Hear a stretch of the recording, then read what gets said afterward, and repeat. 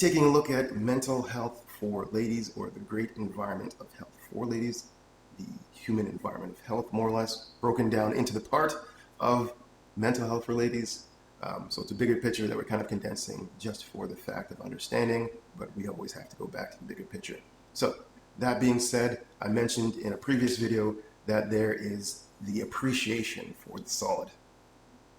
I think this is the greatest thing that you can get out of emotional health, right? A great appreciation for something. Actually, the right appreciation for something. What does it take to be able to remain solid on something? To know something so well that you will not bend, change, or flex it. Not from a place of pure resistance or fighting for something, but in the greater expression of something else. So, quick example to put that into an action-related thing. I will not support you in the way of picking up your clothes off the floor because it is a you thing. I know I could do it. I know you'd feel great because I helped you.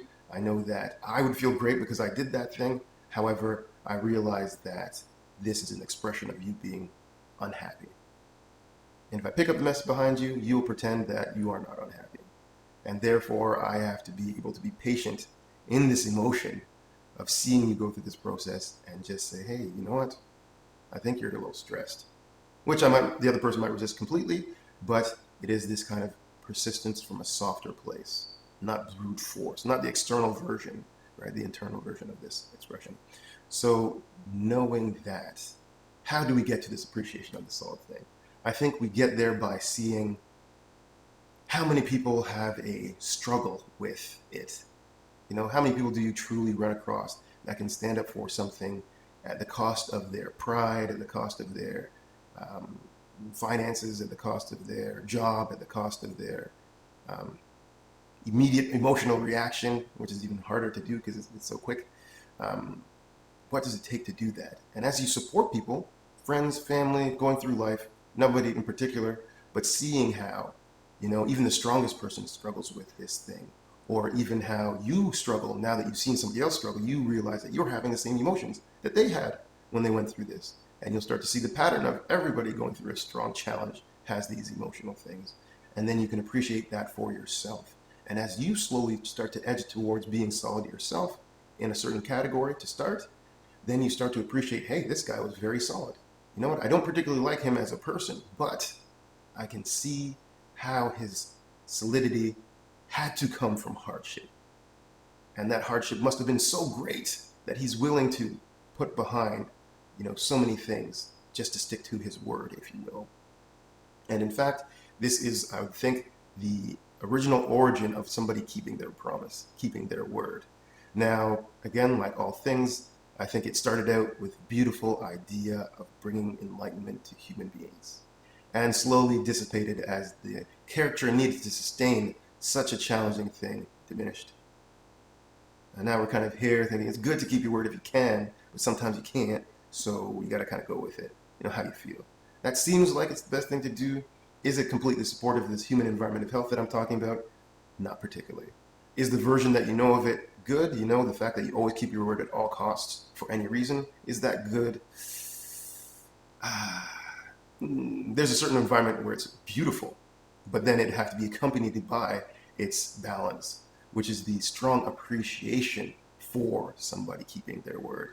And if you can be on that same level as the person doing the act and knowing the cost of the act, we'd say this is kind of male, if you will, or masculine. We'd say this kind of female. The female knowing the cost of what it takes to be this way, then appreciates it. And this person receiving that appreciation then melts to be softer to this thing that understands them. And therefore we have a very good bond. This used to happen at some point, does not happen anymore. What we have is keep your word if you can.